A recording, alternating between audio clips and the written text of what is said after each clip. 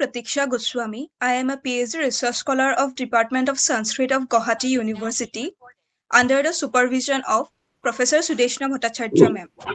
It is my great pleasure to welcome you all to the 24th session of the 100 Days Lecture Series on the Indian Knowledge System organized by Guwahati University through online mode. We are honored to have our esteemed resource person, Professor Diganta Vishwa Sharma sir, for this year-long lecture series. Sir is a professor in practice in Dibrugarh University, a recipient of prestigious Sahitya Academy Award, Sahitya Academy Translation Award, and a widely recognized motivational speaker. He has also been conferred with honorary doctorate by Silchar University, Assam for his extensive study, research, and work in Sri Aurobindo's teachings. We are very fortunate to have Sir with us in this year-long lecture series. On behalf of the organizing team, I would like to welcome our respected Sir to deliver today's speech. And without further delay, I now hand over the session to Professor Diganta Vishwa Sharma sir. Thank you, sir. Namaskar and welcome to 24th session of this year-long lecture series on Indian knowledge system through the lens of Sri Aurobindo. And we are now discussing the universal significance of Indian knowledge system.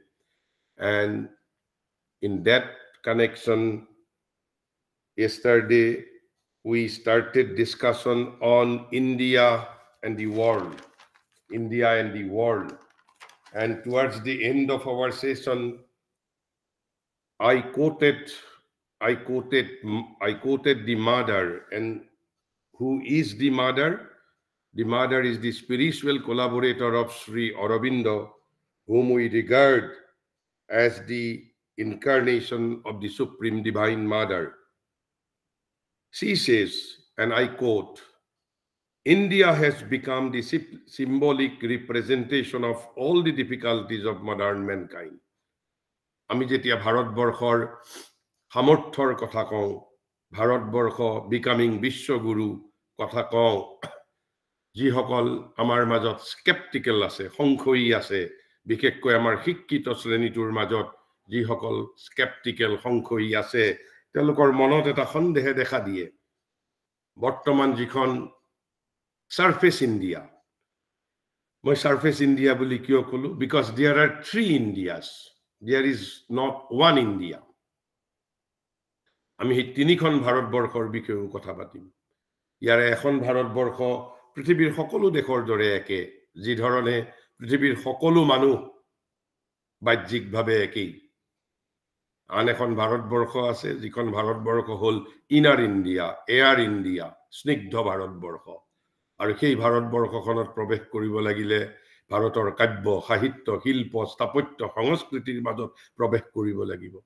কেৱল ভাৰতৰ ভূগোল আৰু বাহ্য landscape দেখি, ভূদৃশ্যৰাজি দেখি আমি সেইখন ভাৰতবৰ্ষত উপনীত হ'ব নোৱাৰো। আমি ক'ত প্ৰৱেশ কৰিব লাগিব? ভাৰতৰ সাহিত্য, কাব্য, শিল্প, ভাৰতৰ কাব্য, সাহিত্য, শিল্প, স্থাপত্য এইবোৰৰ মাজত প্ৰৱেশ কৰিব লাগিব। আন এখন ভাৰতবৰ্ষ আছে, সেইখন হ'ল ইনমোষ্ট ইণ্ডিয়া, অন্তৰতম ভাৰতবৰ্ষ। আৰু এই অন্তৰতম ভাৰতবৰ্ষত আপুনি কেৱল মাত্ৰ through your soul you can enter. You cannot enter through your intellect. You cannot enter through your hands and feet. You can only enter with your soul, because সেইখন অন্তৰতম ভাৰতবৰ্ষ, সেইখনক আপুনি আপোনাৰ নিজৰ আত্মাৰ মাজেৰেহে দৰ্শন কৰিব পাৰিব। গতিকে আমি এতিয়া বাহ্য ভাৰতবৰ্ষৰ কথা কৈছো, সাৰফেচ ইণ্ডিয়া। সেই বাহ্য ভাৰতবৰ্ষখনক দেখি আমাৰ যিসকল শিক্ষিত মানুহ সংশয়ী হৈ উঠে, বিশেষকৈ অভিজাত শ্ৰেণীটো সংশয়ী হৈ উঠে, যে এইখন Bharatvarsha will become Vishwaguru and will lead the humanity, য'ত পৃথিৱীৰ সমস্ত কষ্ট এইখন ভাৰতবৰ্ষতেই আমি দেখিবলৈ পাওঁ। তাৰো উত্তৰ শ্ৰী মায়ে দিছে, কৈছে তাৰ অৰ্থ কি? কৈছে it is nothing but the symbolic representation. এটা প্ৰতীক ৰূপত এটা তাৰ এই যে সমস্ত জগতৰ মানৱ জাতিৰ যিমান সমস্যা থাকিব পাৰে, সকলোবোৰ সমস্যা ভাৰতবৰ্ষত ভগৱানে ইচ্ছাকৃতভাৱে ইয়াত জন্ম দিছে কিয় ভাৰতবৰ্ষই সেইবোৰ সমাধান কৰিব পাৰিব লাগিব This is the challenge before India because India has become the symbolic representation of all the difficulties of modern mankind আকৌ তাৰ পিছত শ্ৰীমায়ে কৈছে India will be the land of its resurrection আৰু এই মানৱ জাতিৰ পুনৰুত্থানৰ সঞ্জীৱনৰ পুনৰুজ্জীৱনৰ এই ভাৰতবৰ্ষ উচ্চ হৈ উঠিব ভাৰতবৰ্ষ প্ৰধান ভূমি হৈ উঠিব সমগ্ৰ পৃথিৱীৰ মানৱ জাতিৰ পুনৰুত্থানৰ উচ্চ হৈ উঠিব দি ৰিসাৰেকচন পুনৰুত্থান কিহৰ পুনৰুত্থান ভাৰতীয় জাতি সামৰিকভাৱে নে শাৰীৰিকভাৱে নে ভৌগোলিকভাৱে নে অৰ্থনৈতিকভাৱে নে ক্ৰিয়াৰ ক্ষেত্ৰত নে ৰাজনৈতিকভাৱে নে হিটলাৰৰ দৰে সামৰিকভাৱে সেইবোৰ সকলো থাকিব পাৰে কিন্তু সকলোবোৰ আলোকিত হ'ব আধ্যাত্মিক প্ৰভাৰ দ্বাৰা আহুৰিক শক্তিৰ দ্বাৰা আলোকিত নহব কিন্তু আসল পুনৰুত্থান হ'ব কলৈ কৈছে the resurrection to a higher and truer life তাৰ অৰ্থ now we are leading a false life এটা মিথ্যা জীৱন আমি যাপন কৰি আছো আৰু সেইভাবে ৰূপকোঁৱৰে ইয়াত কি গাইছিল তোৰে মোৰে আলোকৰে যাত্ৰা আমি পালো জীৱনৰ অৰ্থ অভিনৱ এই ভাৰতীয় জ্ঞান পৰম্পৰা আমি আলোকৰ অভিযাত্ৰী হ'ব বিচাৰিছো ৰূপকোঁৱৰে কোৱা সেই কথা তোৰে মোৰে আলোকৰে যাত্ৰী তাৰ উদ্দেশ্য কি আমাক জীৱনৰ অৰ্থ অভিনৱৰ সন্ধান লাগে এই স্থূল জীৱনৰ অৰ্থই মানৱাত্মাক সন্তুষ্ট কৰিব নোৱাৰে আৰু সেইভাবে ইয়াতো শ্ৰীমায়ে কি লিখিছে India will be the land of its resurrection to a higher and truer life জীৱনৰ অৰ্থ অভিনৱ সেই অৰ্থ অভিনৱই হ'ল সত্যতৰ জীৱন উচ্চতৰ জীৱন তথাপি আমাৰ শিক্ষিতসকল সংশয়ী হৈ থাকিব পাৰে কাৰণ শিক্ষিতসকলৰ মাজত সংশয় আশংকা অনেক এইভাবে শ্ৰীমায়ে কৈছে ঠিক যি ধৰণে সমগ্ৰ পৃথিৱী সমগ্ৰ ব্ৰহ্মাণ্ডৰ যিমান কষ্ট আছে সমগ্ৰ পৃথিৱীৰ মাজত তাৰ সিম্বলিক ৰিপ্ৰেজেন্টেশন হৈছে পৃথিৱীৰ মাজত মংগল গ্ৰহত হোৱা নাই বুধ গ্ৰহত হোৱা নাই সমস্ত তাৰ মেনিফেষ্টেশন কোড হৈছে আৰ্থ নামৰ পৃথিৱী নামৰ গ্ৰহটো কৈছে the same thing which in the history of the universe made the earth the symbolic representation of the universe যেনেকৈ সমগ্ৰ ব্ৰহ্মাণ্ডৰ প্ৰতিনিধিত্ব প্ৰতিভু হ'ল কি আমাৰ পৃথিৱীখন so as to be able to concentrate the work on one point যাতে এটা নিৰ্দিষ্ট এটা ক্ষেত্ৰত এটা নিৰ্দিষ্ট বিন্দুত যাতে পৃথিৱীয়ে কাম কৰিব পাৰে the same phenomenon is taking place now একই ঘটনা ক'ত ঘটিছে ভাৰতবৰ্ষত কৈছে India ৰিপ্ৰেজেন্টস all the terrestrial human difficulties ভাৰতবৰ্ষই সমগ্ৰ মানৱীয় যন্ত্ৰণাক প্ৰতিনিধিত্ব কৰিছে and it is in India that there will be the cure তাৰ সমাধানৰ পথো ভাৰতবৰ্ষই বাহিৰ কৰিব ভাৰতবৰ্ষই উলিয়াব আৰু সেইভাবে মহাৰিষিয়ে কি কৈছে India is the guru of the nations ভাৰতবৰ্ষই জাতিসমূহৰ গুৰু কিন্তু জাতিসমূহৰ গুৰু হোৱাৰ অৰ্থ কি the physician of the human soul in its profounder maladies এই গভীৰতম ৰোগ ব্যাধিৰ সময়ত ভাৰতবৰ্ষ কিহৰ চিকিৎসক কৈছে the physician of the human soul and Europe মহাৰিষিয়ে কোৱা নাই মই কৈছো Europe is the physician of only human bodies but India is the physician of human spirit but unfortunately we the Indians are not aware of what is spirit we have no relation with soul we have disconnected all our relations with soul আমাৰ বাবে আত্মাৰ মাত্ৰ জীৱনত এটাই কাম যেদিনা মানুহজনৰ মৃত্যু হ'ব সেদিনা আমি সকলোৱে সমস্বৰে আত্মাৰ চিৰশান্তি কামনা কৰি ভগৱানৰ ওচৰত প্ৰাৰ্থনা কৰো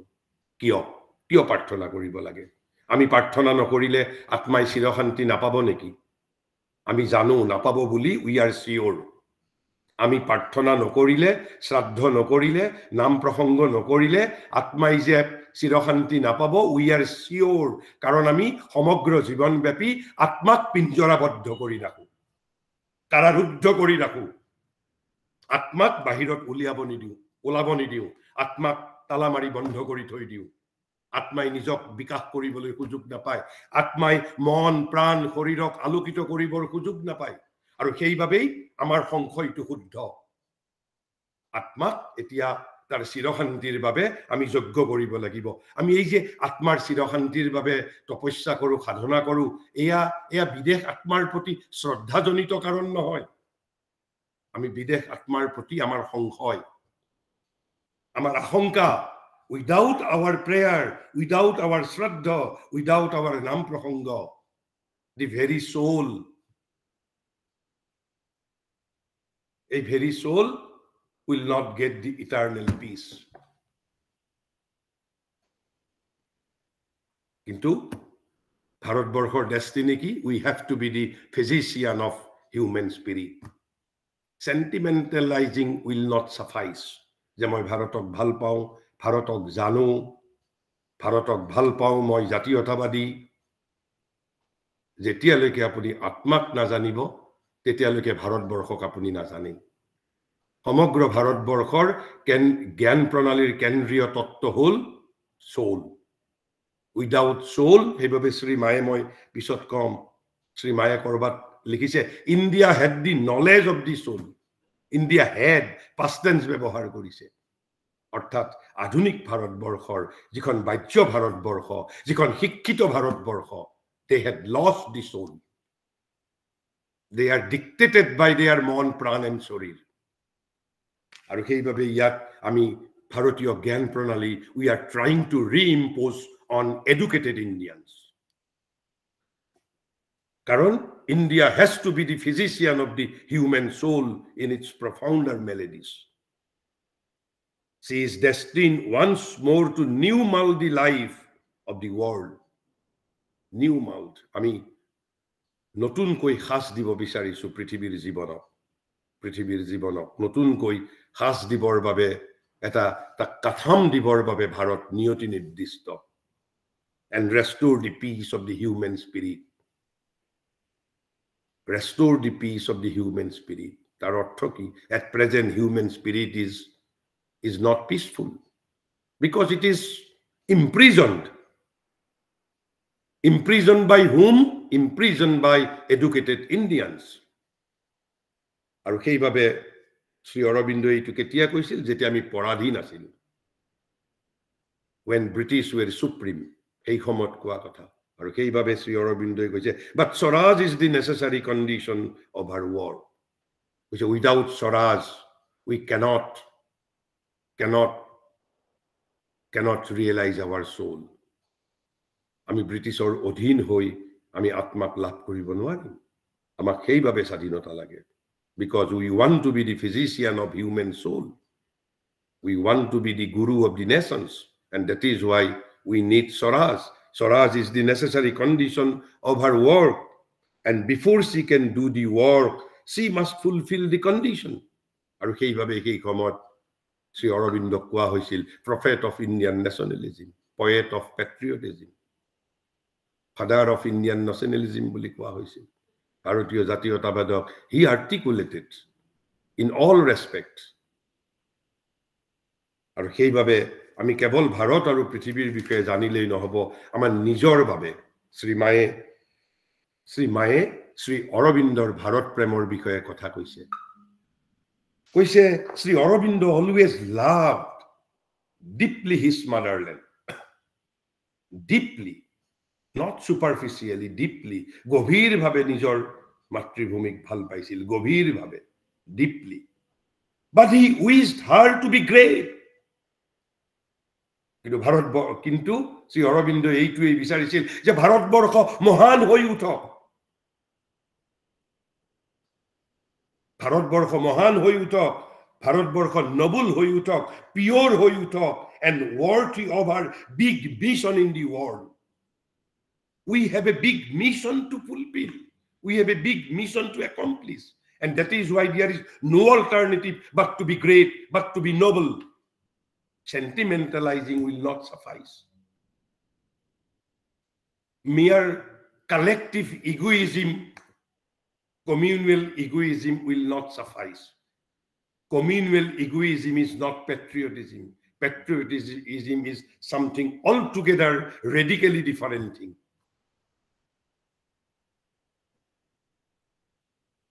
Tarpisot Madare কৈছিল যে he refused to let her sink to the sordid and vulgar level of blind self-interest. এই যে অন্ধ আত্মস্বার্থত নিমজ্জিত হৈ পৰাটো শ্ৰী অৰবিন্দই বিচৰা নাছিল যে ভাৰতবৰ্ষই নিজৰ কৈছে যে sordid and vulgar level of blind self-interest and ignorant prejudices. Sri Aurobindo wanted India to become great. কেৱল আমি আমাৰ সেলফ ইন্টাৰেষ্টৰ মাজত তাকো ভলগাৰ সেলফ ইন্টাৰেষ্টৰ মাজত ব্লাইণ্ড সেলফ ইন্টাৰেষ্টৰ মাজত ভাৰতবৰ্ষ নিমজ্জিত হৈ থকাটো শ্ৰী অৰবিন্দই বিচৰা নাছিল. That is the sense of his deep love towards his motherland. And that is why he was addressed by Kavi Guru as Swadesh Attar Bani Murti, Swadesh Atmar Bani Murti, voice incarnation of nation soul. His voice are nothing but the incarnation of the very nation soul. His all voices are nothing but manifestation of Indian soul. মই কোৱা নাই, কবি গুৰুৱে কৈ থৈ গৈছিল. কবিতাত তেওঁ লিখি থৈ গৈছিল যেতিয়া 28 চনত পণ্ডিচেৰীত গৈ শ্ৰী অৰবিন্দক তেওঁৰ সেই নিৰ্জন কোঠাত সাক্ষাৎ কৰিছিল. And Kavi Guru was specially allowed to visit him. And Mahatma Gandhi was not allowed to visit him. But Kavi Guru was allowed. And Kavi Guru ulai ahi kobita likhisil Aurobindo Robindrer loho namaskar. That koise Swadesh Attar Bani Murti buli সম্বোধন ধৰিছিল. Voice incarnation of nation soul. তাৰপিছত শ্ৰী অৰবিন্দ কৈছে Asia is the custodian. Custodian of what? Custodian of world's peace of mind. And when we speak of Asia, we largely speak of India. Because among Asia, India is the prominent. Whenever we speak of Asia, actually in reality, we are speaking of India. So Asia is the custodian of the world's peace of mind, the physician of the maladies which Europe generates. ইউৰোপে যিসমূহ ব্যাধি সৃষ্টি কৰে সেইসমূহ চিকিৎসা কৰাৰ বাবে চিকিৎসক কোন? ভাৰতবৰ্ষ অৰ্থাৎ Asia. Asia is the custodian of the world peace of mind, the physician of the maladies which Europe generates. আমি কাৰণ ভাৰতীয় জ্ঞান প্ৰণালীৰ ইউনিভাৰ্সেল সিগনিফিকেন্স যে সমগ্ৰ জগতৰ বাবে আমাক ভাৰতৰ জ্ঞান প্ৰণালী কিয় লাগে. One part of it was discussed yesterday. Tarpisot Sri Aurobindo aru likhise je India alone can break the fetters. Fetters, F-E-T-T-E-R-S, fetters, mane shrinkhol, hikoli. Kar hikoli? Apunar muk, ami hokolu hikoli boddho hoi asu. Ami najano. আমি নাজানো আমি যে হিকলিবদ্ধ হৈ আছো, শৃংখলিত হৈ আছো. কৈছে in India alone there is self-contained dormant হৈ আছে, যেনেকে dormant account হৈ থাকে তাকে এক্টিভ কৰিব লাগে. That is the responsibility on our part. We have to make it active. কৈছে in India alone there is self-contained dormant the energy and the invincible spiritual individuality which can yet arise and break her own and the world's fetters.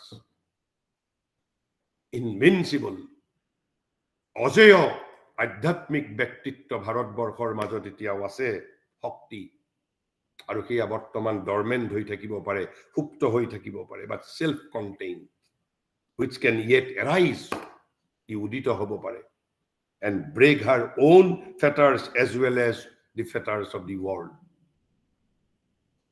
শৃংখলিত মানৱ জাতিক মুক্তি প্ৰদান কৰিব পাৰে আৰু কোনে কৈছে ইণ্ডিয়া এলোন ক্যান ভাৰতবৰ্ষৰ বাহিৰে আন কোনেও নোৱাৰে and this is the universal significance of Indian knowledge system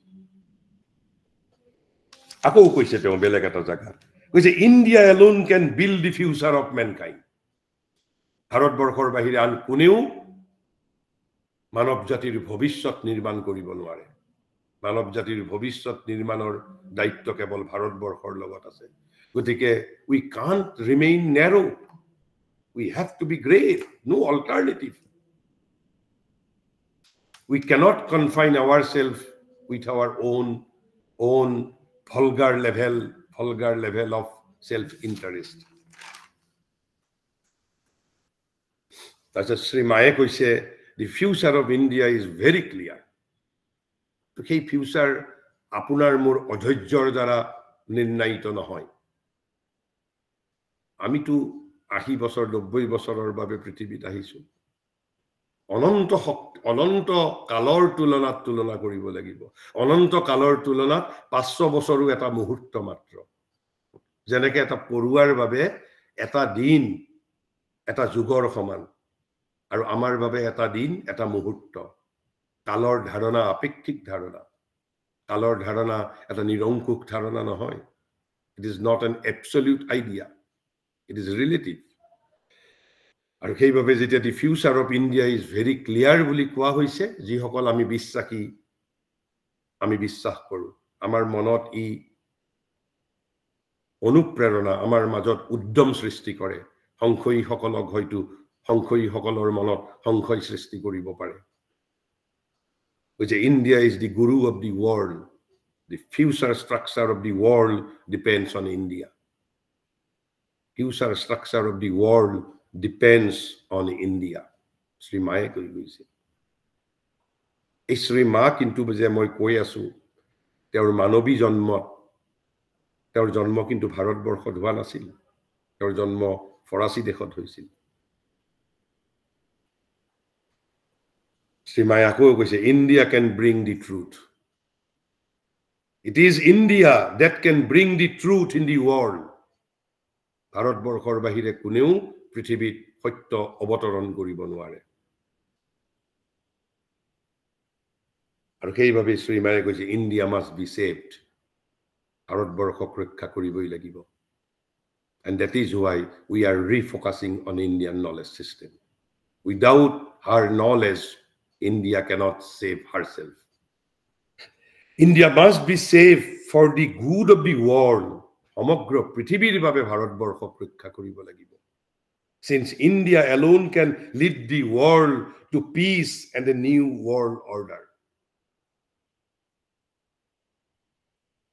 European knowledge system cannot.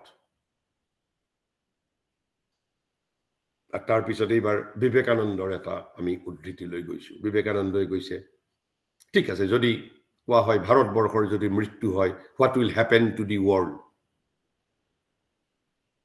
যদি ভাৰতবৰ্ষৰ মৃত্যু হয় মই মানে এই যিখন সাৰফেস ইণ্ডিয়াৰ কথা কোৱা নাই it not even inner India the inmost India কিন্তু ভাৰতৰ মনীষী ভাৰতৰ কবি সাহিত্যিকে যিমান জিয়াই ৰাখিছে ভাৰতৰ যিসকল আসল সাধক যিসকল আধ্যাত্মিক নেতা যিখন অধ্যাত্ম জগত এই অধ্যাত্ম জগতেহে অন্তৰতম ভাৰতবৰ্ষক জীৱন্ত প্ৰাণবন্ত কৰি ৰাখিছে অৰ্থনীতি ৰাজনীতি সমাজনীতিয়ে এই অন্তৰতম ভাৰতবৰ্ষক জীৱন্ত কৰি ৰাখিব পৰা নাই আমি এই অন্তৰতম ভাৰতবৰ্ষৰ আৰু ব্যাখ্যা আমি আলোচনা কৰিম যেতিয়া ইয়াৰ পিছৰ যিটো আমাৰ সেকশন হ'ব idea of India and her idea of nation and nationalism ইয়াৰ পিছতেই যিটো আমি অধ্যায় আৰম্ভ কৰিম সেই অধ্যায়ত এই যে there are 3 kinds of India or 3 layers of India will also be taken up The Vivekananda কৈছে shall India die ভাৰতবৰ্ষৰ মৃত্যু হ'ব নেকি আৰু তেতিয়া কি হ'ব স্বামীজীয়ে আজিৰ পৰা 100 বছৰ আগত ভৱিষ্যতবাণী কৰি গৈছিল আৰু এতিয়া ভাৰতবৰ্ষৰ সেই অধ্যাত্মৰ শক্তি ডৰমেন্ট হৈ আছে আৰু ডৰমেন্ট হৈ থাকোতেই তাৰ সম্ভাৱনা আমি পৃথিৱীত দেখিবলৈ পাইছো যেটো স্বামীজীয়ে 100 বছৰ আগত ভৱিষ্যবাণী কৰি থৈ গৈছিল কৈছে shall India die then from the world তেতিয়া পৃথিৱীৰ পৰা কি হ'ব যে all spirituality will be extinct তেতিয়া জগতৰ পৰা সমস্ত আধ্যাত্মিকতা লুপ্ত হৈ যাব সমস্ত আধ্যাত্মিকতা লুপ্ত হৈ যাব যদি ভাৰতবৰ্ষৰ মৃত্যু হয় এতিয়া আপোনালোকে নিজেই অনুমান কৰক whether India is dying or whether India is reviving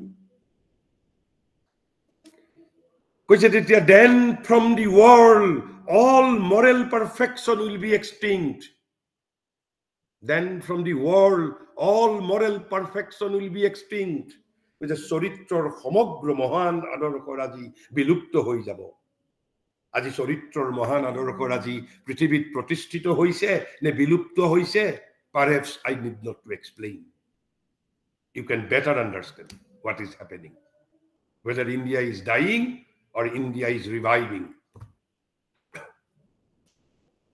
then from the world all sweet soul sympathy for religion will be extinct কৈছে তেতিয়া ধৰ্মৰ প্ৰতি সমগ্ৰ মধুৰ সহানুভূতিৰ ভাৱ তথা ভাৱ প্ৰৱণতা বিলুপ্ত হৈ যাব ওৰ পৰা পৃথিৱীৰ পৰা বিলুপ্ত হৈ যাব আৰু তাৰ ঠাইত কি দেখা দিব এই যে আধ্যাত্মিকতা চৰিত্ৰৰ মহান ভাৱধাৰাৰাজি আৰু ধৰ্মৰ প্ৰতি সমগ্ৰ মহান মধুৰ ভাৱধাৰাৰাজি যেতিয়া বিলুপ্ত হৈ যাব তাৰ ঠাইত পৃথিৱীত কি দেখা দিব ভাৰতৰ মৃত্যুৰ পৰিণতি স্বৰূপে কৈছে and its place will reign the duality of lust and luxury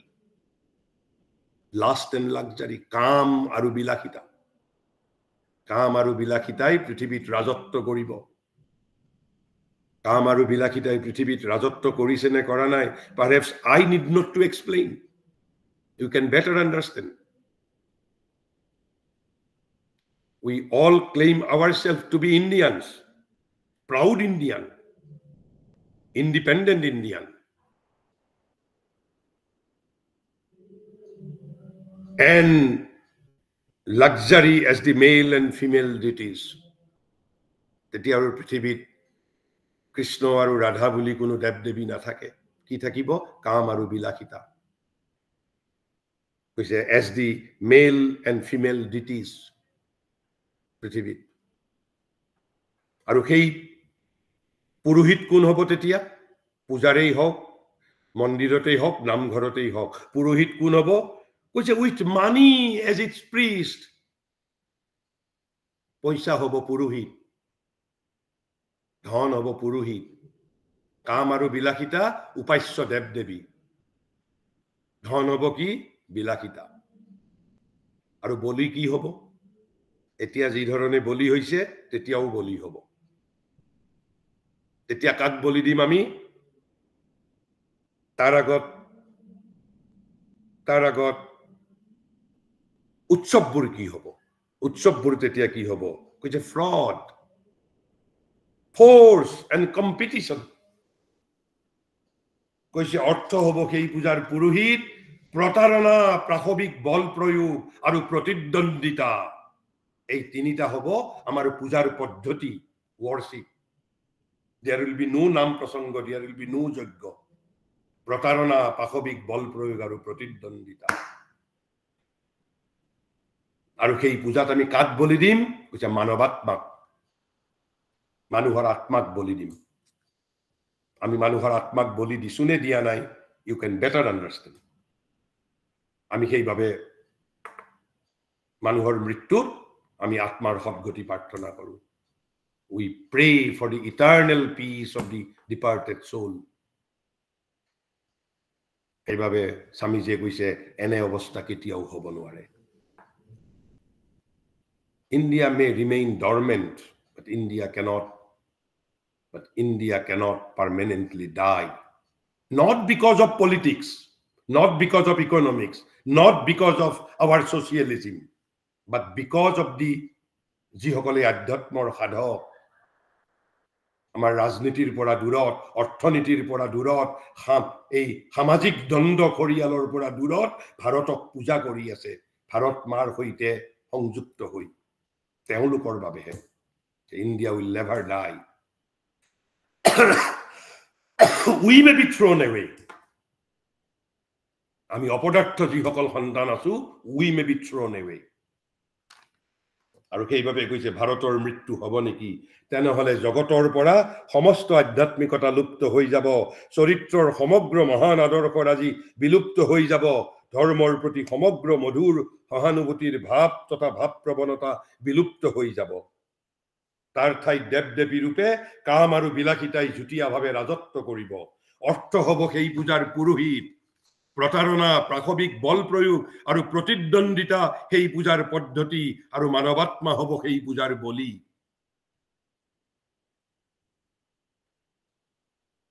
গতিকে আমি মানৱাত্মা যাতে পূজাৰ বলি নহয়, we should be conscious about that sacrifice.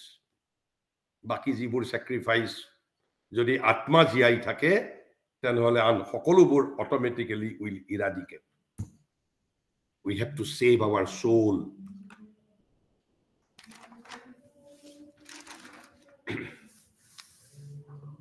কিন্তু তেতিয়া এটা প্ৰশ্ন উঠিব পাৰে, এই যে আমি ইমানবোৰ ইউৰোপিয়ান নলেজ আমি কৈছো, we are reimposing Indian knowledge system. এটা যুক্তিসংগতভাৱে আপোনালোকক তেতিয়া এটা প্ৰশ্ন কোনোবাই কৰিব পাৰে। এই প্ৰশ্নটো কি? তেনেহলে আমি আৰু ই প্যাৰোকিয়েল, আমি সংকীৰ্ণতাবাদী নেকি? আমি কেৱল অতীতৰ মাজত পিঞ্জৰাবদ্ধ হৈ থাকিব বিচাৰিছো নেকি? আধুনিক জ্ঞানক আমি আলিংগন নকৰিম নেকি? কাৰণ অতীত আমাৰ কেৱল ভিত্তি, বৰ্তমান আমাৰ উপাদান। মই কোৱা নাই, মহাৰিষিয়ে কৈ গৈছে যে past is our only foundation, present is our material, future is our goal and summit. ভবিষ্যতে আমাৰ লক্ষ্য। We are children of the past, possessor of the present, but the creator of the future. গতিকে আধুনিক জ্ঞানক, বৰ্তমানক উপেক্ষা কৰি we cannot become বিশ্বগুৰু। আমি ঠিক যি ধৰণে we are refocusing on Indian knowledge system, at the same time we are aware of new knowledge emerging in the world. আমি সেই সমূহক অস্বীকাৰ নকৰো, কিন্তু অস্বীকাৰ নকৰিলো বুলিয়েই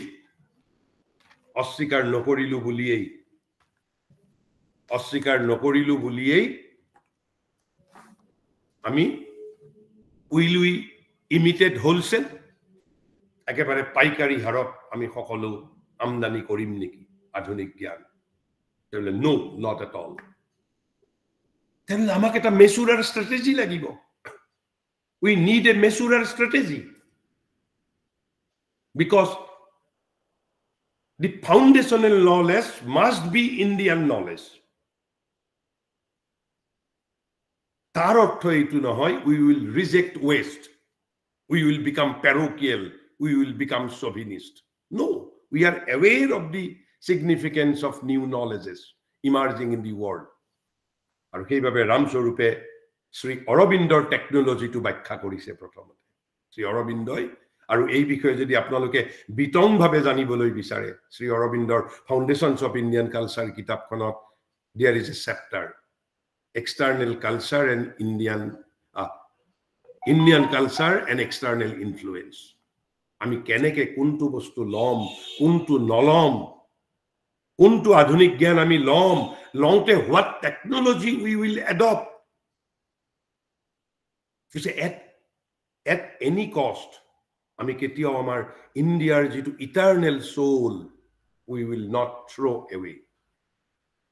We will borrow all modern knowledge, but not at the cost of our own sadharma, own eternal soul. যেটো আমাৰ শাশ্বত আমাৰ আত্মা আছে, আমাৰ শাশ্বত আত্মাৰ যেটো প্ৰকৃতি আছে, মোৰ যেটো own স্বভাৱ and sadharma, we will not sacrifice. সেইভাবে ৰামস্বৰূপে কোৱা কথাখিনি শুনিব। সেই চেপ্টাৰটোৰ পৰাই তেওঁ আনি এইখিনি ব্যাখ্যা কৰি গৈছে। Indian culture and external influence. ভাৰতীয় সংস্কৃতি আৰু বহিঃ প্ৰভাৱ। কাৰণ শ্ৰী অৰবিন্দই কৈছে আধুনিক যুগত কোনো জাতি, কোনো সমাজ, কোনো সম্প্ৰদায় in isolation cannot grow itself. আমি নিজে নিজে বিকশিত হ'ব নোৱাৰো। We have to interact. We have to interact. But এই যে তিনিটা আমি গ্ৰেজুৱেলিটিৰ কথা কৈছিলো, এজ অফ কনফ্লিক্ট, তাৰ পিছত এজ অফ কনচাৰ্ট, তাৰ পিছতে এজ অফ স্যাক্ৰিফাইস আহে। এতিয়াও এজ অফ স্যাক্ৰিফাইস সুদূৰ পৰাহত, আনকি এজ অফ কনচাৰ্ট অৰ্থাৎ ঐক্যতানৰ যুগেও পৃথিৱীত দেখা দিয়া নাই, কেৱল ব্যক্তিৰ মাজত দেখা দিছে।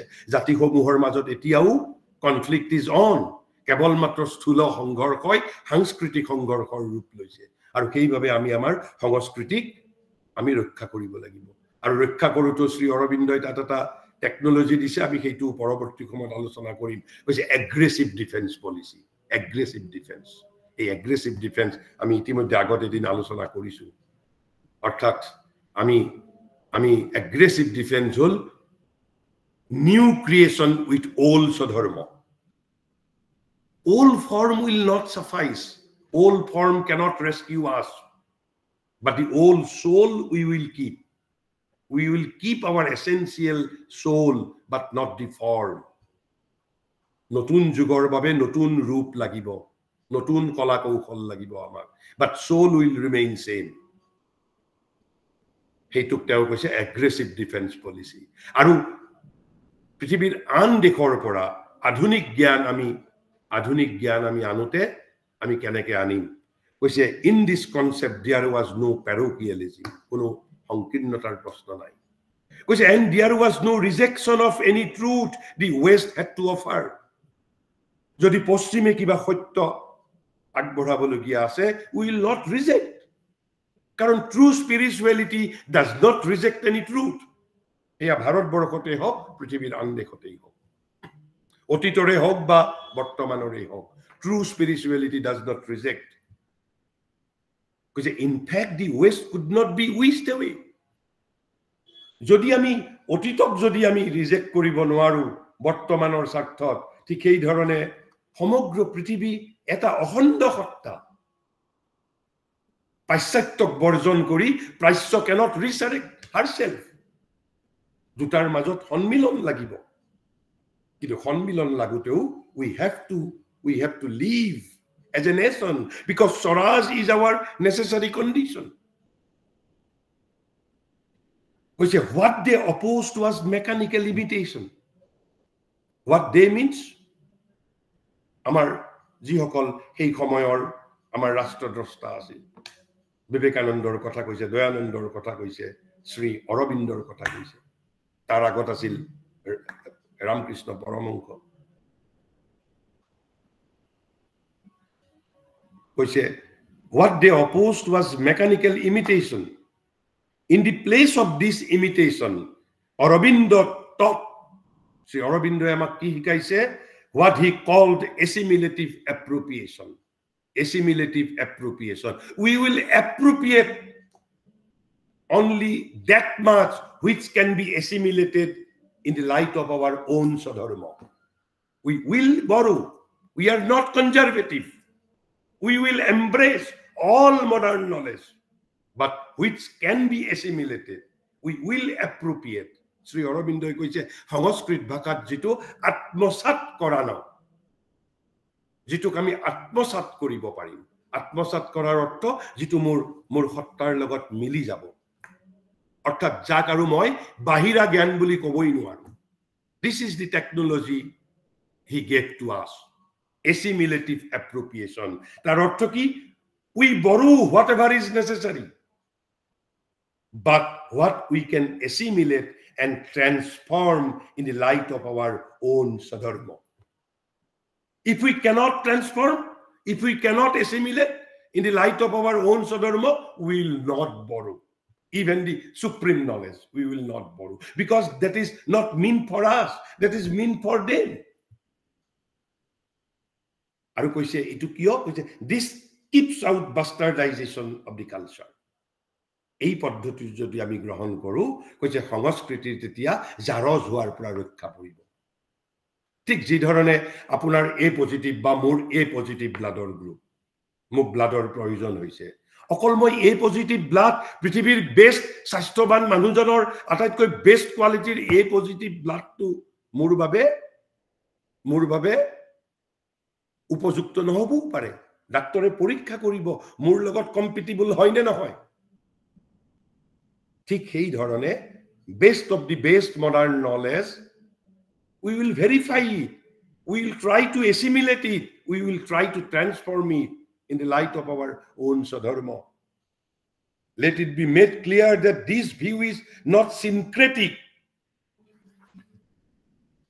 Because এই যে সংস্কৃতিৰ ধাৰণাটো এটা syncretic synthetic ধাৰণা নহয় যে আমি সমন্বয় কৰি এটা এই যে ভাৰতবৰ্ষত এটা শব্দ আপোনালোকে শুনিবলৈ পাব মিশ্ৰ সংস্কৃতি it was a deliberate attempt on the part of the এক প্ৰকাৰ ক'বলৈ গ'লে on the part of the leftist and সেই সময়ৰ কংগ্ৰেছ আইডিয়লসকলৰ আছিল সংস্কৃতি cannot be মিশ্ৰ সংস্কৃতি cannot be composite সংস্কৃতি cannot be যৌগিক because সংস্কৃতি is an organic concept it's not syncretic which says that we should create a new entity by borrowing and combining what is good everywhere and for anyone পৃথিৱীৰ সকলো মানুহৰ বাবে যিবোৰ ভাল আমি সেইবোৰ গ্ৰহণ কৰিব নোৱাৰো সাৰে বিবেকানন্দইটো আনকি কৈছে 7.5 কোটি মানুহৰ কাৰণে এটা ধৰ্ম নহয় 7.5 কোটি মানুহৰ বাবে 7.5 কোটি ধৰ্মৰ প্ৰয়োজন প্ৰত্যেকৰে স্বভাৱ প্ৰত্যেকৰে প্ৰকৃতি প্ৰত্যেকৰে প্ৰবৃত্তি পৃথক পৃথক এটা ঔষধেৰে একেবাৰে আমেৰিকাৰ মানুহৰ কাৰণেও ওয়ান প্ৰেসক্ৰিপচন ইথিওপিয়াৰ মানুহৰ বাবেও ওয়ান প্ৰেসক্ৰিপচন 10 বছৰীয়া লৰাৰ কাৰণেও সেম প্ৰেসক্ৰিপচন কেন প্ৰত্যেকৰে স্বভাৱ আৰু স্বধৰ্ম আছে but we will not reject modern knowledge সেইভাবে শ্ৰী অৰবিন্দই তেওঁৰ গীতা নিবন্ধত গীতাৰ তেওঁ সমৃদ্ধ ব্যাখ্যা কৰিও শেষত কৈছে মই আপোনালোকক কৈ দিও কিমান সুন্দৰ কথা কৈছে এটা বাক্য কৈছে তাতেই তেওঁ গীতাৰ বিষয়ে কোৱাৰ পিছতো তেওঁ লাষ্টত কি বুলি কৈছে we of the coming day stand at the head of a new age of development which must lead to such a new and larger synthesis we are not called upon to be orthodox Vedantins of any of the three schools or tantrics or to adhere to one of the theistic religions of the past or to entrench ourselves within the four corners of the teachings of the Gita. আমি তাতকো আগবাঢ়ি যাব লাগিব কাৰণ বিবেকানন্দই কৈ গৈছে শ্ৰী অৰবিন্দই কৈ গৈছে future India will be brighter will be greater India than that of past অতীততকো ভৱিষ্যতৰ ভাৰতবৰ্ষ আৰু মহত্তৰ ভাৰতবৰ্ষ হ'ব আৰু সেইভাবে তেওঁ এটা ভাল শব্দ এটা কৈছে we do not belong to the past dawns but to the noons of the future কৈছে আমি অতীত উখাত বাস কৰা নাই আমি ভৱিষ্যতৰ মধ্যাহ্নদীপ্তি আমাৰ লক্ষ্য আনকি ভৱিষ্যতৰো উখা আমাৰ লক্ষ্য নহয় ভৱিষ্যতৰ মধ্যাহ্নদীপ্তি we do not belong to the past dawns but to the noons of the future আমাৰ প্ৰগতিৰ লক্ষ্য কিমান আগত আছে সো আমি আমাৰ সন্মুখত যিবোৰ আধুনিক জ্ঞান আহিছে we cannot simply reject but we have to be guided by the theory of assimilative appropriation atmasat korano কৈছে by borrowing and combining what is good everywhere and for anyone cultures like individuals are organism এই যে মই blood যেনেকে এ positive blood দুজনৰ মাজত একে হলো best হলো লব নোৱাৰি কৈছে why because cultures like individuals are organism and do not behave that way দুজন মানুহৰ দুটা যেনেকে আমি অৰ্গান একেবাৰে ভাল অৰ্গান এটা আনি মোৰ শৰীৰত ৰোপণ কৰিব নোৱাৰে দুটাৰ মাজত মিলন হ'ব লাগিব শৰীৰটোৱে তাক এছিমিলেট কৰিব পাৰিব লাগিব in the light of its own স্বধৰ্ম কাৰণ সেইভাবে কৈছে সংস্কৃতিটো এটা জৈৱ প্ৰক্ৰিয়া আমাৰ শৰীৰটো যি ধৰণৰ এটা প্ৰক্ৰিয়া it's not a যৌগিক প্ৰক্ৰিয়া গতিকে আমি এই যেটো আমি we are not parochial we are aware of emergence of new knowledge মানৱ জাতিৰ মাজত যিবোৰ নতুন জ্ঞান নতুন ধাৰণা আহিছে আমি সেই সমূহক কেতিয়াও বাদ নিদিওঁ because true spiritualism does not reject any new knowledge and any new truth কোনো দাবী কৰিব নোৱাৰে যে 2000 বছৰ আগতেই 500 বছৰ আগতেই পৃথিৱীৰ সমস্ত সত্য উদ্ঘাটিত হৈ গৈছে সত্য উদ্ঘাটন হৈ আছে লাহে লাহে ভৱিষ্যতে আৰু সত্য উদ্ঘাটন হ'ব অৱতাৰ আহিয়েই থাকিব কৃষ্ণৰ দৰে নতুন সত্য লৈ কাৰণ আমি আমাৰ ব্ৰহ্মণক কি বুলি কৈছো ইনফাইনাইট অনন্ত সত্যও অনন্ত আৰু সেইভাবে বিবেকানন্দই কি কৈছে the India and the West, the union of the two that is wanted. Because India has to learn from Europe the conquest of the external nature. And Europe has to learn from India the conquest of internal nature. Then there will be neither Hindus nor Europeans. There will be the ideal humanity which has conquered both the nature, the external and the internal. We have developed one phase of humanity and they another. It is the union of the two that is wanted. গতিকে ভাৰতবৰ্ষই নিজৰ এই আৰু ভাৰতবৰ্ষই প্ৰতিটো যুগৰে নতুন নতুন জ্ঞান তাৰ জ্ঞান ভাণ্ডাৰত সমাবিষ্ট কৰিছে কেৱল মাত্ৰ 5000 বছৰ আগত যদি আজি ভাৰতবৰ্ষই তেনে ধৰণৰ কৰিলেহেঁতেন হঠযোগ যেতিয়া আজিৰ পৰা 5000 আগত বিকশিত হৈছিল তাৰ পিছত ভাৰতবৰ্ষই অষ্টাংগ যোগক আলিংগন কৰিছে অষ্টাংগ যোগৰ পিছত আকৌ জ্ঞান যোগক আলিংগন কৰিছে ভক্তি যোগক আলিংগন কৰিছে কৰ্ম যোগক আলিংগন কৰিছে তন্ত্ৰক আলিংগন কৰিছে কাৰণ মানুহৰ সত্তা সত্য কোনোবাই আমি মনেৰে চাইছো কোনোবাই হৃদয়েৰে চাইছো কোনোবাই মনেৰে চাইছো কোনোবাই প্ৰাণেৰে চাইছো আৰু যেতিয়া আমি সমগ্ৰ সত্যক আত্মাৰে চাম there will be a new world before me আৰু সেইভাবে আমি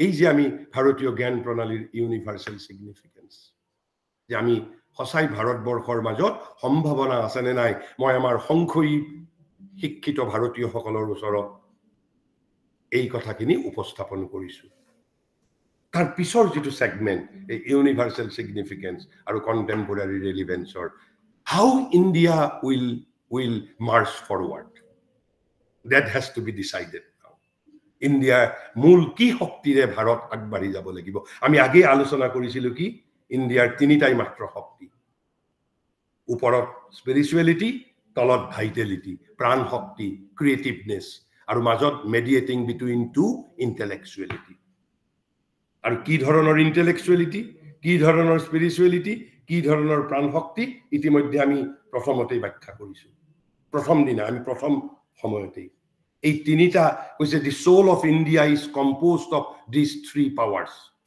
spirituality vitality and mediating between two intellectuality যেতিয়া এই তিনিটা শক্তিত ভাটা পৰিছে তেতিয়াই ভাৰতৰ অধঃপতন হৈছে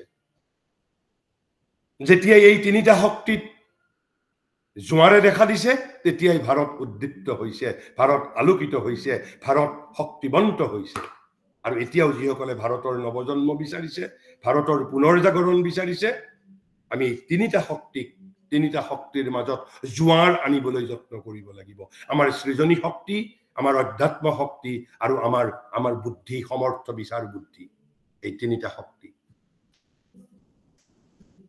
আৰু সেইভাবে মই আজি অলপ কেৱল মাত্ৰ আৰম্ভ কৰিম কৈছে দি এই যে ইণ্ডিয়া মাষ্ট ইনএভিটেবলি ক্যাৰি উইথ হাৰ যেতিয়া ভাৰতবৰ্ষই অভিযান কৰিবলৈ যাব India will not March forward with sword আমি তৰৱাল লৈ না যাওঁ তৰৱাল লৈ যোৱা দায়িত্ব ভাৰতবৰ্ষক দিয়া নাই আমি কি লৈ যাম কৈছে as the Indian mind emerging from its narrow medieval entrenchment মানে কবলৈ গলে খাল খান্দি যে আমি সুৰক্ষিত কৰো কেতিয়াবা নিজক সুৰক্ষিত কৰিবৰ কাৰণে খাল খানো হেতুক entrenchment বুলি কোৱা হয় entrenchment নাউন হলে entrench মানে হল খাল খান্দা কেতিয়াবা শত্ৰুৰ পৰা নিজক ৰক্ষা কৰিবৰ বাবে আমি খাল খান্দো এই কথাটোৰ খুব ডাঙৰ সিগনিফিকেন্স আছে আমি বহু ভাৰতবৰ্ষই আমাৰ অধঃপতনৰ সময়ত আমি এনেকে খাল খান্দি লৈছিলো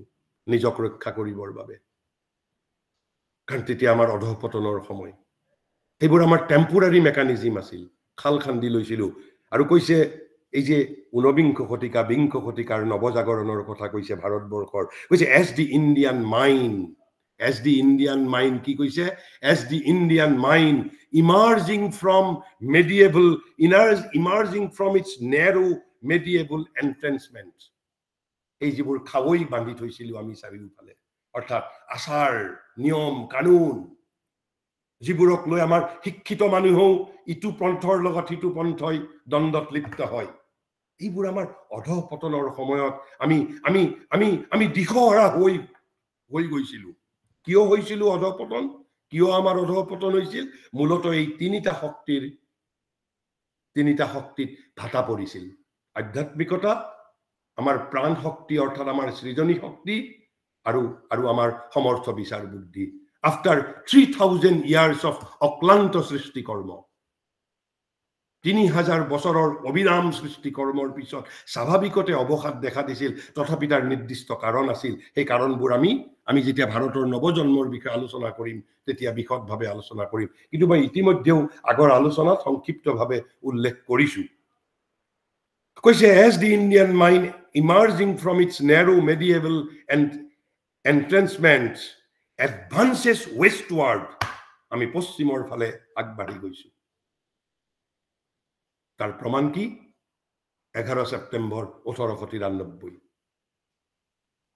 কৈছে এই দিনটোৱে ভাৰতবৰ্ষৰ ইতিহাস সলনি কৰি দিছিল আমি এই বিষয়ে আলোচনা কৰিছো 1893 11 সেপ্টেম্বৰ চিকাগো মাত্ৰ 5 মিনিটৰ এটা বক্তৃতাই হাজাৰ বছৰৰ জড়তা নোহোৱা কৰি ভাৰতীয় জাতিক ৰাতাৰাতি উদ্দীপ্ত কৰিছিল সংশয়ীসকলে সংশয় প্ৰকাশ কৰিব কিন্তু বাতৰি কাকতসমূহ মজুদ আছে তেওঁলোকে গৱেষণা কৰিব পাৰে PhDও পাব পাৰিব কাৰণ এই 5 মিনিটৰ বক্তৃতাই আমাক কি দিছিল আটাইতকৈ প্ৰয়োজনীয় দুটা বস্তু যেটো কথা আজি আমি স্বাধীন ভাৰতৰ স্বাধীন নাগৰিকে আনকি কল্পনাও কৰিব নোৱাৰো আত্মবিশ্বাস আৰু আত্মসন্মান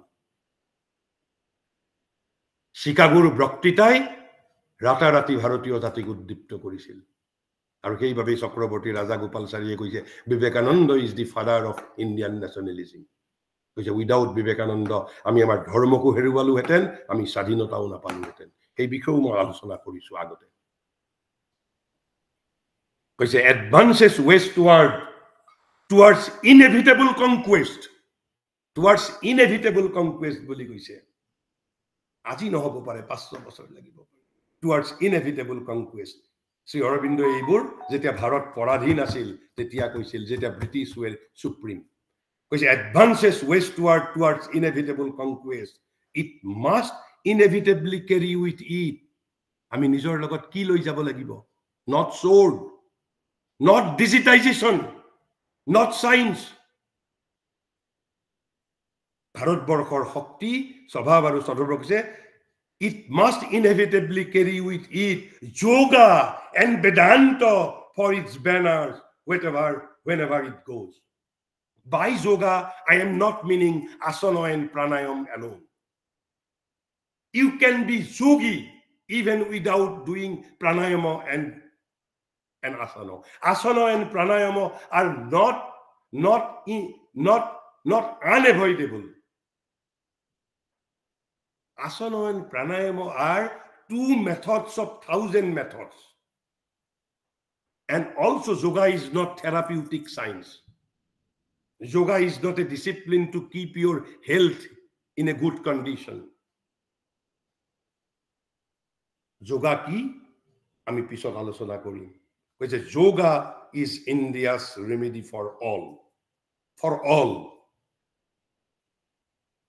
এইভাবে আজিকালি যে কিছুমান যোগাচাৰ্য বুলি কয় এই যোগাচাৰ্য বুলি তেওঁলোকক মুঠেও নকব ভুলতেও নকব they are আসনাচাৰ্য they are প্ৰাণায়ামাচাৰ্য বুলি কব পাৰে প্ৰাণায়ামাচাৰ্য বুলি কব পাৰে তেওঁলোকক আসনাচাৰ্য বুলি কব পাৰে they are not যোগাচাৰ্য শ্ৰী গীতাত শ্ৰীকৃষ্ণই অৰ্জুনক কৈছে যোগী ভৱাৰ্জুন হে অৰ্জুন তুমি যোগী হোৱা কিয় কৈছে যোগী কৈছে জ্ঞানীতকৈও শ্ৰেষ্ঠ কৰ্মীতকৈও শ্ৰেষ্ঠ যোগী ধ্যানীতকৈও শ্ৰেষ্ঠ মই কোৱা নাই 6 নম্বৰ অধ্যায়ৰ 46 নম্বৰ শ্লোকত গীতাত শ্ৰীকৃষ্ণই অৰ্জুনক উচতনি দিছে তুমি জ্ঞানী হ'ব দৰকাৰ নাই তুমি ধ্যানী হ'বও দৰকাৰ নাই তুমি কৰ্মী হ'বও দৰকাৰ নাই ইউ বিকাম যোগী যোগী ভৱাৰ্জুন yogi yoga is a comprehensive system is who তাৰ যেটো মেইন আমি যেটা আলোচনা কৰিম because it is one of the basic component of Indian knowledge system rather apuni kobo pare yoga is nothing but India's practical psychology yoga can change your consciousness when asana and pranayama are used for therapeutical purpose and for keeping our health then it is called Ayurveda. Then it is not called yogic prakriya. আপোনালোকে এই পাৰ্থক্যটো মনত ৰাখিব যোগ is altogether something different thing. It is psychological. It is psychological. গতিকে কৈছে যোগ আৰু বেদান্ত আমি এই দুটা বস্তু লৈ যাব লাগিব যোগ এণ্ড বেদান্ত মই কোৱা নাই মহাৰিষি শ্ৰী অৰবিন্দই কৈছে তাৰ পিছত আকৌ এই একেটাতে তাৰ পিছৰ লাইনত কৈছে তাক অলপ ব্যাখ্যা কৰি কৈছে যোগ আৰু বেদান্ত এবাৰ অলপমান কৈছে যে তিনিটা বস্তু বুলি কৈছে তাক অলপ ব্যাখ্যা কৰি কৈছে এই দুটা বস্তুৰ মাজতেই সমাবিষ্ট হৈ আছে এবাৰ তিনিটা বুলি কৈছে কৈছে ব্ৰহ্মজ্ঞান যোগা এণ্ড ধৰ্ম are the three essentialities of Hinduism ব্ৰহ্মজ্ঞান yoga and dharma ইয়াত কিন্তু ধৰ্ম ইংৰাজী লিখোতেও ধৰ্ম শব্দ ব্যৱহাৰ কৰিছে ৰিলিজিয়ন শব্দ ব্যৱহাৰ কৰা নাই যদি আমাৰ আমি এই বক্তৃতা শৃংখলাত সামৰি ল'ব পাৰো ধৰ্ম আৰু ৰিলিজনৰ মাজত পাৰ্থক্য আলোচনা কৰিম ধৰ্ম ইজ এ ব্যাপক ৱৰ্ড কৈছে ব্ৰহ্মজ্ঞান yoga and dharma are the three essentialities of Hinduism wherever it travels and find herbaries joti ami alopman sthan pam and resting place alop jidoni lobor somoy pam these three must spread Sri Aurobindo ekebare technology কৌশল পৰামৰ্শ দি গৈছে কৈছে কি ব্ৰহ্মজ্ঞান yoga and dharma not politics not economics not sociology ব্ৰহ্মজ্ঞান yoga and dharma ধৰ্মৰ কথা কৈছে not the religion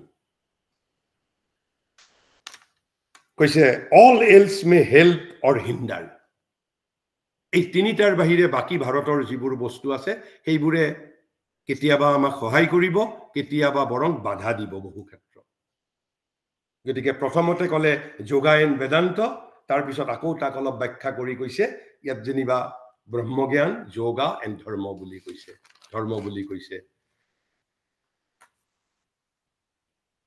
তাৰ পিছত আমি নেক্সট সপ্তাহত আলোচনা কৰিম এতিয়া আমি তৃতীয়টো আমাৰ ইউনিভাৰ্সাল সিগনিফিকেন্স আৰু কন্টেম্পোৰাৰী ৰেলেভেন্সৰ আমি 3 নম্বৰ সেগমেন্টত আলোচনা কৰিছো ইণ্ডিয়াছ টেকনলজি কেনেকে ইণ্ডিয়ান নলেজ সিস্টেমৰ crux of the Indian knowledge system আমি সেইটো আলোচনা কৰিছো যে ইয়াৰ পৰৱৰ্তী সপ্তাহত আমি ইয়াৰ পৰৱৰ্তী অংশ আমি আলোচনা কৰিম আজি কেৱল মাত্ৰ এই crux of Indian knowledge system বা what is India's strength আমি যেতিয়া স্পিৰিচুৱেলিটি ইন্টেলেকচুৱেলিটি আৰু ক্ৰিয়েটিভ পাৱাৰ বুলি কৈছো তাৰ আসল অৰ্থবোৰ কি আমি লাহে লাহে আমি আনভেইল কৰিম with this allow me to conclude here if you want to interact we can interact for few minutes thank you and namaskar to all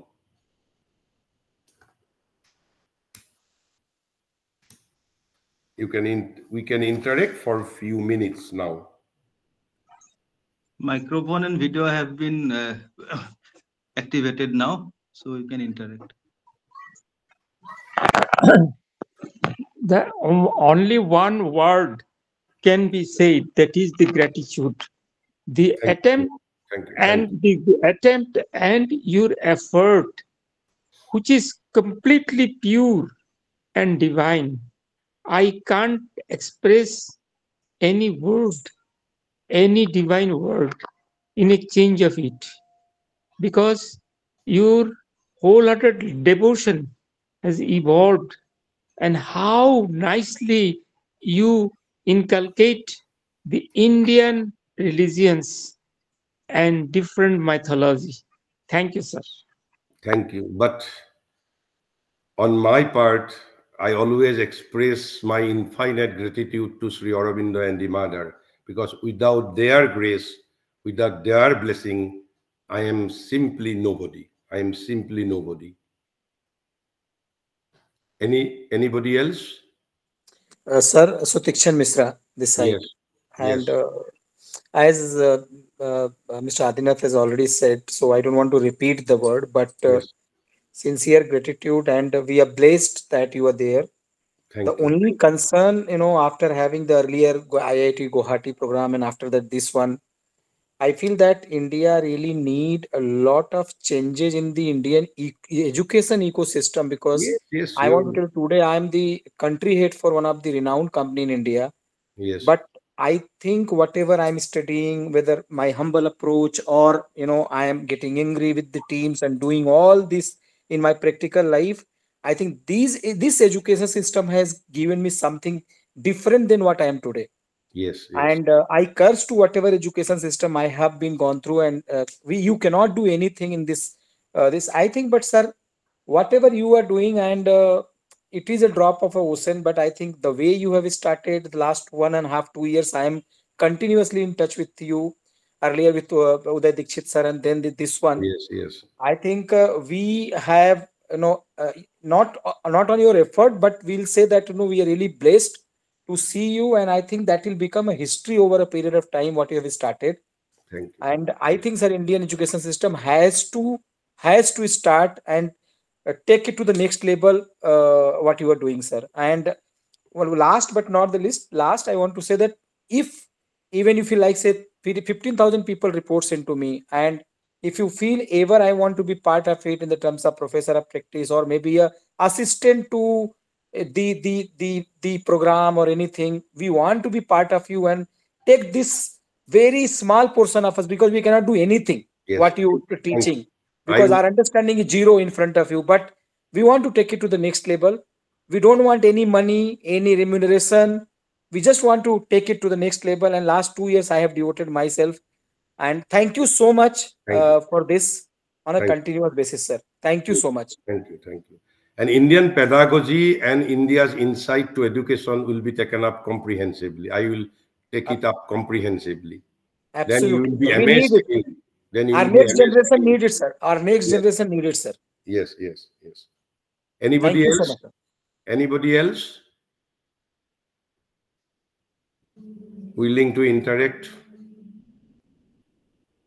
I think nobody will be interacting, so we may go for conclusion. Thank you, sir. Thank you. Thank you. Thank you. I think there is no more question for today's session. If anyone has any more queries, kindly send it in the WhatsApp group. As we conclude today's session, I would like to express my deepest gratitude to Professor Diganta Vishwa Sharma sir for his enlightening discourse.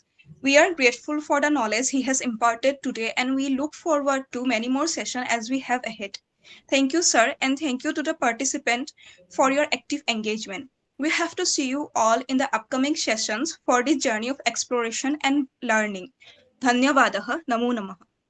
Thank you. Namaskar and good night to all, and hoping to meet you again in the next week. Thank you and good night to all. Thank you, sir. Thank you. Thank you. Thank you, sir. Thank you.